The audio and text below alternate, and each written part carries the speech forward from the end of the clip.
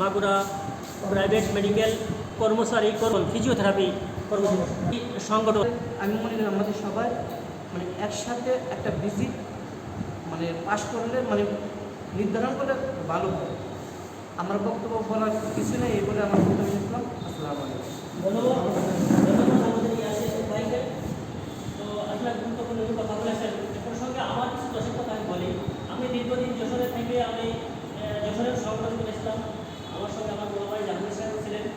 তো আমি এবং আজকে থেকে সিদ্ধান্ত হলো যে একটা নির্ধারিত একটা ফি থাকবে আমাদের সেন্টারে যেনারা এসে সেবা নেবেন তাদের জন্য এক ধরনের একটা সেবা নির্ধারণ থাকবে।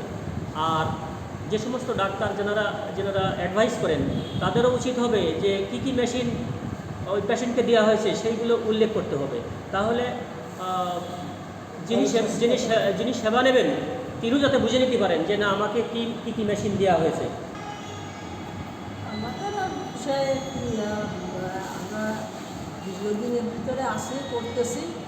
আর সামনে যে কদিন আল্লাহ শরীর যত ভালো রাখে বেঁচে থাকি সবাই মিলে একটা ঐক্যবদ্ধ হয়ে কাজ করার ইচ্ছা আবেগ আছে, এটাই আর কি। ভাই একটু দাদা সামনে আসেন। আমরা সবাই মিলে এটা সবাই সংগঠনের মাধ্যমে আমরা যেহেতু দীর্ঘদিন ফিজিওথেরাপির সাথে জড়িত আছি, সেক্ষেত্রে আমরা সবাই মিলে একটা অ্যাসোসিয়েশন তৈরি করার করছে।